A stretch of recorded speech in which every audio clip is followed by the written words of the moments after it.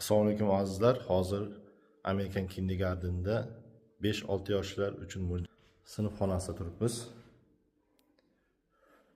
Bolajonlar uchun barcha turdagi o'yinchoqlar mavjud. Xonamiz juda ham ajoyib jihozlangan. Bu yerda o'qish burchagi ingliz tilidagi adabiyotlar bilan to'ldirilgan.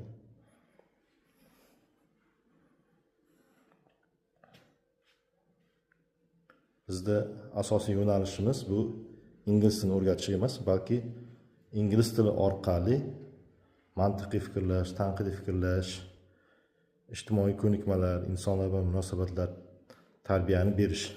Ya'ni ingliz tili faqatgina vosita sifatida foydalaniladi.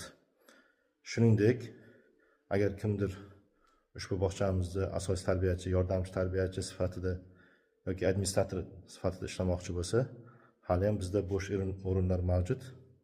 Bemalol kelib suhbatdan o'tishingiz mumkin. Faqat sizdan kamida B2 darajada speaking qobiliyati talab qilinadi.